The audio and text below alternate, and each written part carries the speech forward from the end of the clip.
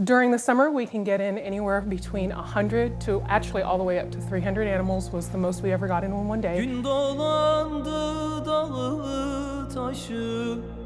For the hundreds of animals that are displaced from their homes and unwanted, the love and the attention that they receive here during their stay with us may have been the only love and attention they received their entire lives.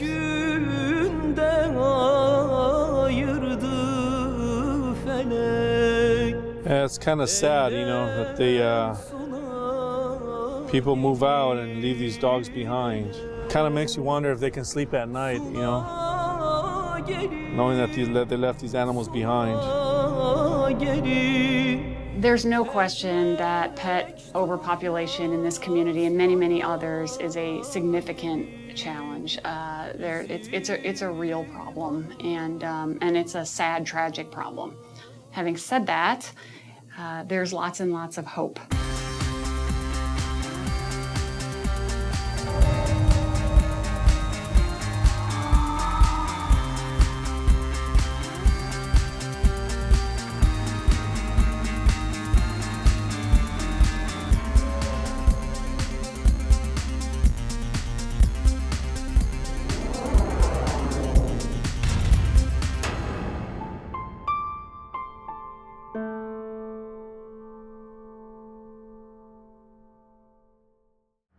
Hello everyone, I'm Nancy Byrne from KCLV TV, and for this half-hour special we're coming to you from Barkin Basin Dog Park, one of many dog parks across the city of Las Vegas. You can go to any of these parks any day of the week and find people who love their pets. Sadly, that's not the case with all the animals in the city of Las Vegas. Las Vegas, like so many communities in the world, suffers from a staggering pet overpopulation problem. For the next half hour, we're going to take a closer look at this problem and find out how we as a community and responsible pet owners can solve the issue. We're going to start on the front lines with the people who deal with it every day, our City of Las Vegas animal control officers and the staff at the Animal Foundation. Now, you know they have a difficult job. What you may not know is the compassionate way in which they do it.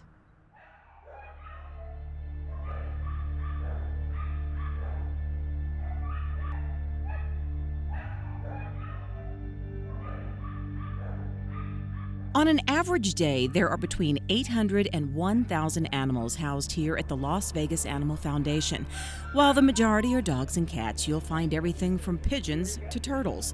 No animal is turned away because the Animal Foundation is what is called an open admission shelter. There are a couple of ways the animals end up here. Some are brought in from the City of Las Vegas Animal Control, but most come in through this lobby known as the public receiving area.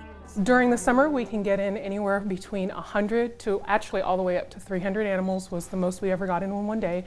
Normally it's anywhere between 100 and 200 animals. What that includes is dogs, cats, rabbits. People don't realize we get in goats. We get in all kinds of different animals here. We never say no.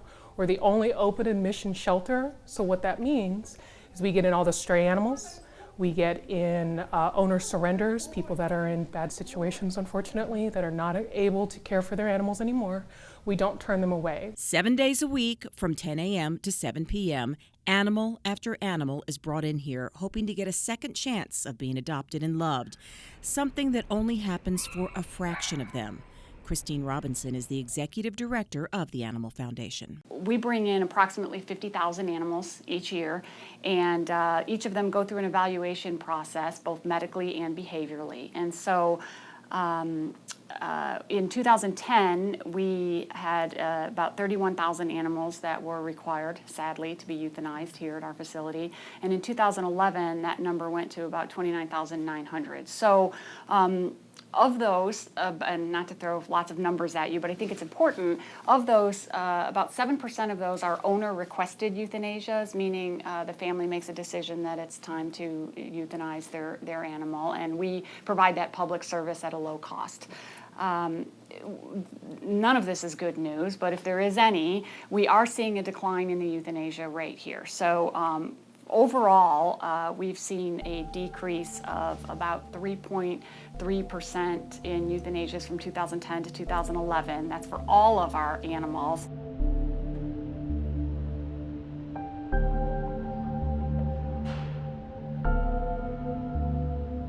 It's a nearly 4% decline for cats and dogs, a slight improvement, but she says we can and will do better. To get a closer look at the problem and how the City of Las Vegas Animal Control Unit and the Animal Foundation are working to help our community solve it, we thought we would take you behind the scenes with these two organizations. We will show you how they work together to rescue, assess, and care for a staggering number of animals, getting the healthy, non-aggressive ones into the adoption bungalows and onto their adoption website as quickly as possible. Let's start with the public receiving area. It opens at 10 a.m. each day. As soon as the door opens,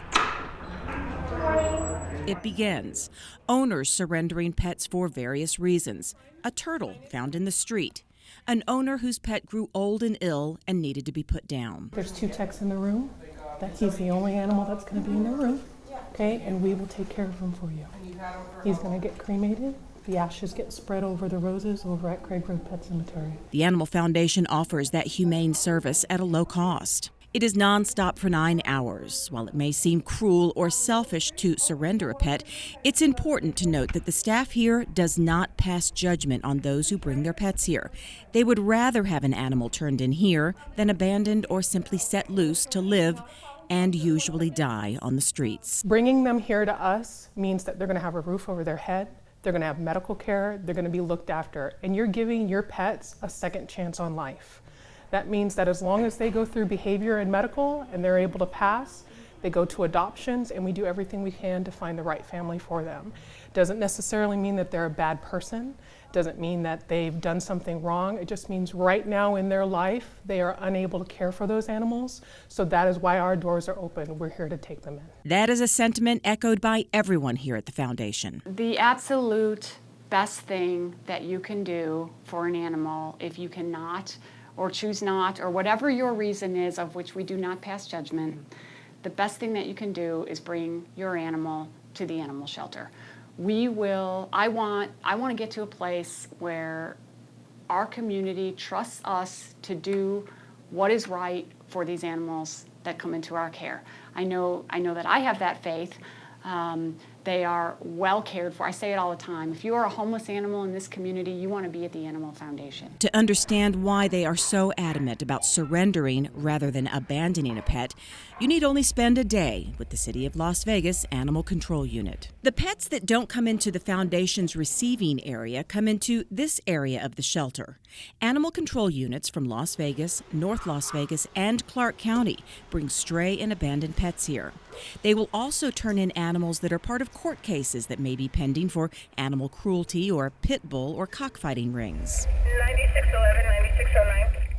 Las Vegas Animal Control Officer Alfred Ramos answers dozens of calls a day. Some of the calls come from people who find a pet and have the compassion to hold it and care for it until an officer arrives. We'll take it into the shelter and scan it for a microchip. Okay, well, I hope they find the owner. Yeah. Bye, sweetheart. Unfortunately, that is not always the case. While we were with him, he responded to not 1, but 2 cases of animal abandonment. So what's the story here? They left, thrashed the place, and just left the cats in the backyard. Abandoning pets has become a sad trend. Most of the time, it's the result of people who have lost their jobs or their homes and are forced to move away. But instead of dropping the animals off at a shelter or trying to find new homes for them, they simply leave them.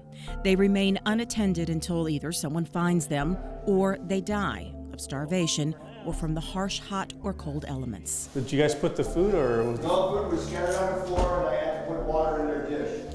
Oh wow. Seemed pretty nice. Lucky for these little ones, the manager of the apartment found them and did the right thing by calling animal control. The tenant abandoned the place, left it, and he left the cats and he trashed the whole apartment. He was only here a month and a half. I don't know if it's a he or a she, but that's what happened, and we came in and we found the cats, and we called you guys. Sad. No sooner did Officer Ramos get the cats gathered and put into his truck where they're kept safe and cool, then another call comes in. This time, 2 dogs left out in the brutal summer heat. There's paperwork at the site, fill out that you're basically turning over the animals because they're unattended and the tenants moved out. Again, thanks to the kindness of this neighbor, when it became clear the people moved out and left the dogs, she made the right call. We've been giving them water. Okay. I fed them last night some turkey burger and carrots. Okay, well, that's nice of you. At least they're not, hungry. It's very hot, and It is, yeah. they're not allowed to get in the But house I keep because they checking on keep the them. door locked. Yeah, it's kind of sad, that the people move out and leave these dogs behind. Officer Ramos knows he will need help from a fellow officer to get these 2 dogs contained and into the truck. It's time to go to work. He says there are always heart-wrenching moments in his day. As miserable as these conditions are with the empty water and food bowls surrounded by feces, they are resistant to being taken away. They seem to be more afraid than anything. I don't think they're, they probably never took them out for a walk or anything like that. And as much torment and neglect as these guys may have experienced, they still seek love from a stranger's hand. Good boy, huh? Each animal that is picked up is immediately put into the shelter's database from the officer's truck, a basic description of the pet and where it was found. That way, a shelter card will actually be waiting for the officers when they arrive at the shelter, which is the next stop for Officer Ramos and his truck, nearly full after only a few hours on his shift. Hey, little guy. For this officer, this is the end of his aid to the animal. Good luck, good. From here, the Animal Foundation staff takes over. Each pet goes through a medical screening. They are weighed, scanned to see if they are microchipped, and given basic vaccines for parvo, bordetella, and deworming. Its picture is taken and put on the shelter website immediately, giving owners who've lost a pet and want it back a good starting place to look. Once deemed healthy, they move on to the behavior evaluation. The evaluation staff checks a variety of things, such as how it behaves around other dogs. Is it playful? Is the animal aggressive? See how fast I could calm him down with the treat and switch up? He'll let me take the toys from him type thing to see if he's not toy aggressive. There's even a test to see if they would bite the hand that feeds them, so to speak. Each animal is given a report card on their behavior, and that card stays with them. They're kept in holding for 72 hours for continued observation and to allow time for an owner to come reclaim a lost pet. After those 3 days, it's off to the adoption bungalows, where they wait, and it is hoped they will find a new home.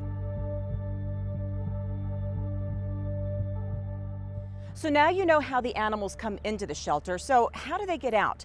Well, there's really only 4 routes getting out of the shelter. 1, an animal is adopted by a new and loving family. 2, perhaps the pet was lost and is reunited with its owner. By the way, the chances are greatly increased if that pet is microchipped, licensed, and tagged. The 3rd scenario is the pet is adopted by one of the many breed rescue leagues out there. And of course, the 4th scenario is the animal is euthanized, something that happens to 4 million animals in this country every year. We encourage you to watch this story all the way through. We felt it was very important to show the sad ending as well as the happy endings, not for shock factor, but just to put a face with this problem. Meet Dexter.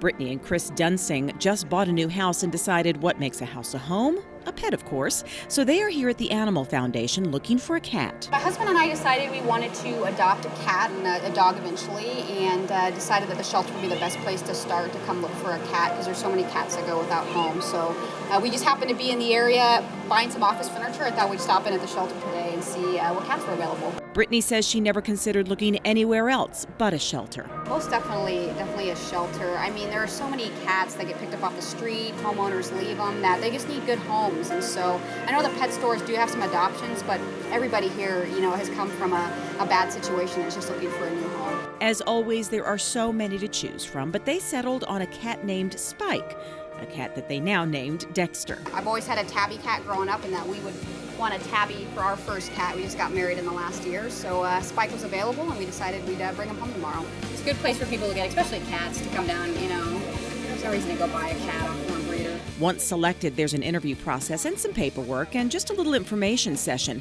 to let the new owners know the cat, like all pets that leave here, will be neutered and available for pickup the following day. Do you have an ID number? I don't know what that is. I just say Spike, that's his name. And the next day, right on time, the couple returns to the Animal Foundation to bring home the new addition to their family. This is what we did today. We neutered the kitty, microchip, and we tested the kitty was negative. Negative for feline leukemia. Okay, great. And now, Dexter has a new forever family. You ready to go home with us? Brittany says she felt very fortunate to find such a cute little tabby, but it looks like Dexter may really be the lucky one.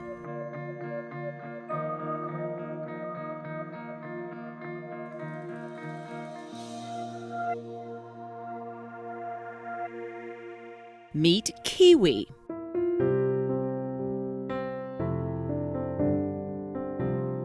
Seems he's somewhat of an escape artist. His family came to the Animal Foundation after he slipped out of the new house they had just moved into. He ran away yesterday.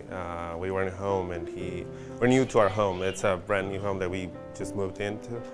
And he got away from the gate door is a little high, so he just sneaked out. Fortunately for Kiwi and his owners, they had taken the time to get him microchipped, resulting in a quick recovery. Thank you for microchipping him because that's how he gets home. The only issue with Kiwi is he's not neutered, and the Animal Foundation is not permitted to release any dog or cat without spaying or neutering them. So unfortunately for little Kiwi, it'll be one more night here at the Foundation for that procedure, but at least the family now knows where he is and that he's safe. We had a really bad night, and now we're happy to have him back. Gustavo says there's one good lesson here, and that is that microchipping can be your pet's ticket back home. It is an advantage, of course, because he didn't have his collar on. Because he was home, we weren't expecting him to leave or to run away. And he didn't have his collar on. His collar has our phone number and everything, so the microchip helped. It helped a lot. We'll see you tomorrow, buddy. So with a final love fest with the family and a kiss from his brother, the bulldog, Kiwi heads back for surgery to be picked up tomorrow. Another happy ending for another lucky pet.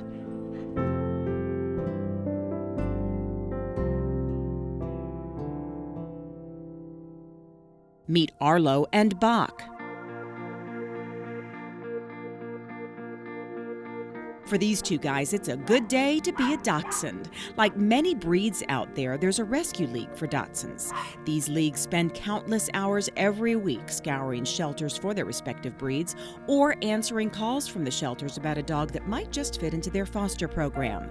Stephanie Gregerson of the Las Vegas Doberman and Dachshund Rescue answered a call from the Animal Foundation about Arlo and Bach, two dogs that didn't quite pass the medical or behavioral screening done on all animals who come into the shelter, but had potential if the Rescue League was willing to step in. If they have a behavioral or health issue where they're not able to move to adoptions, then the dog is, we're given a call, and we have the option of taking the dog into our rescue and helping them. A lot of times a dog gets just fearful in the environment, and we want to get them out, put them into a foster home, and let them gather their courage and be allowed to be adopted into a forever home. Stephanie explains that when they take one of these dogs in, they are very selective as to who they turn them over to for a forever home. An in-depth application and interview process as well as a home visit is required. We're trying very hard to eliminate the possibility of not just a dog returning to the animal shelter, but also being passed from hand to hand. A lot of times what happens is if a dog doesn't fit quite appropriately into a family, then they're passed to the next friend, relative, co-worker, and if that doesn't work out, the dog is passed around again and again and could end up back in the shelter or on Craigslist or some unfortunate situation that just wouldn't be healthy for the dog. So both Arlo and Bach are out of the shelter and in loving foster homes waiting for their forever homes. By the way, Stephanie says, like all rescue leagues, they are always looking for good permanent homes and good foster parents to save these dogs from possible euthanasia. If a person is going to come and adopt a dog from a rescue, they need to know they're instantly making room for another dog that typically comes from the shelter. If they would rather go straight to the shelter, please go to the shelter, because there are so many dogs here. Whether you would like a mix or a purebred, you will find them here.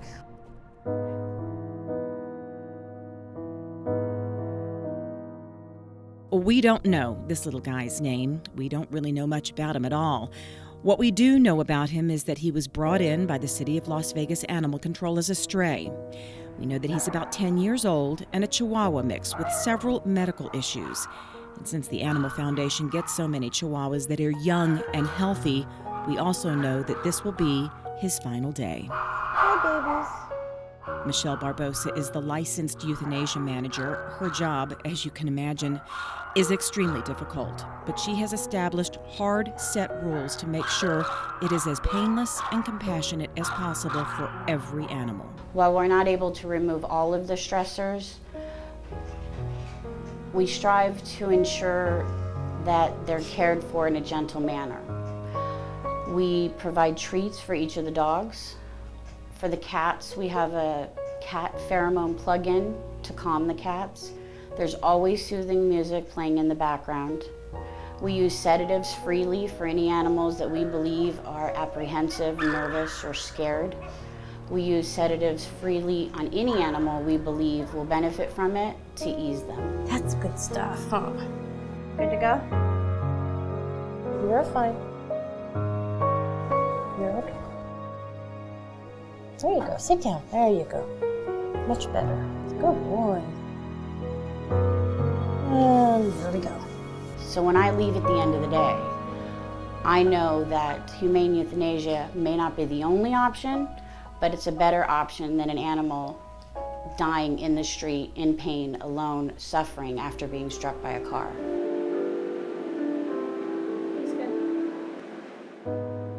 For the animals that are extremely injured, aged, or terminally ill, humane euthanasia may be the last gift that we could give them. For the hundreds of animals that are displaced from their homes and unwanted, the love and the attention that they receive here during their stay with us may have been the only love and attention they received their entire lives.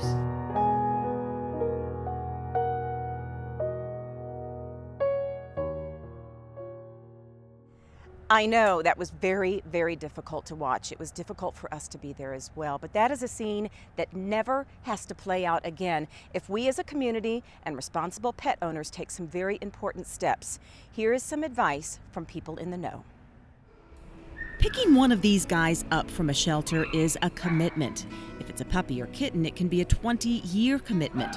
So to help assure the animals that leave a shelter or a foster home don't end up right back where they started, we enlisted the help of the experts who work with animals and their owners every day. Here are some suggestions from Christine Robinson, Executive Director of the Animal Foundation. Look at your budget. Can you really afford a pet? You should think through your financial situation. Can you afford to adopt an animal? And it doesn't stop at the adoption. You know, there's veterinary care, there's food and vaccinations. If you feel it's financially feasible, research, research, research. If you do decide that you're ready, certainly deciding what kind of a pet best fits into your lifestyle. And for sake of simplicity, we'll leave it at dogs and cats for just a minute, but sometimes a cat fits better into someone's lifestyle, sometimes a dog does. And once you determine a species, it's equally important to determine a breed because they vary vastly and they're much different. As an example, if you're looking for a running companion. Christine adds, while many gravitate toward puppies and kittens because they're so cuddly and cute, keep in mind the extra training that goes into the younger animals. You will not get a pet out of the Animal Foundation or really any area shelter without it being spayed or neutered. In 2009, it became a city ordinance in the city of Las Vegas to spay or neuter your pet, with some exceptions. It's not only the law, it's the medically sound thing to do for your pet. Obviously, from a medical perspective, it virtually does eliminate any kind of potential cancer of the reproductive system. So that's a good thing. Behaviorally, we do see less bites from animals that have been altered or spay and neutered. They also have less of a tendency to roam, and obviously that creates its own set of very challenging circumstances. When an animal gets out, it's a much greater risk of being harmed by humans or cars or anybody else. Finally, let everyone know they belong to you. Microchipping, licensing, and identification tags will help animal control and the shelters get your pet back to you. I don't ever want to get them in the first place, and that's the best way for me to not get them in the first place. And if I do get them at the shelter, I have such a greater chance of getting them home if they're just a simple collar and tag, or even better, a microchip, or best, all of the above. I can get them back to you. Right now we have an 11% return to owner rate. That's just not high enough. We want to get your animals home to you. And remember, there will be a period of adjustment, a learning curve, if you will, when you bring the pet home. Don't give up too quickly and return it when all it really needs is love and patience.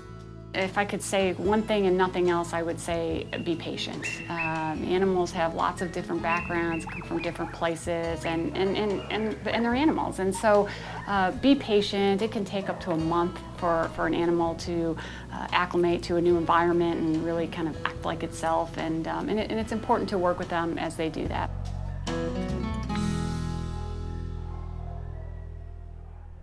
If you'd like more information on adoption, how to adjust to an adoption, spay, neutering, anything we've talked about in the past half hour, you can go to animalfoundation.com, or you can watch this program again on demand by going to kclv.tv. We want to let you know that the City of Las Vegas works hand in hand with the Animal Foundation, but there are plenty of great shelters out there. If you're thinking about adopting a pet, take into consideration that your perfect match could be waiting for you in a shelter.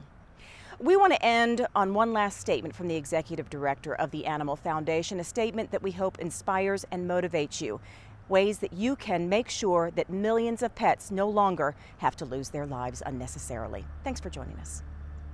There's no question that pet overpopulation in this community and many, many others is a significant challenge. It's a real problem, and it's a sad, tragic problem. Having said that, there's lots and lots of hope. Unlike so many other social challenges that we have in this community and other communities like us that we may or may not see a solution to in our lifetimes, this is not one of them. It doesn't have to be one. We have the answers, we have the solutions, we know how to fix this problem, and we know how to do it right now.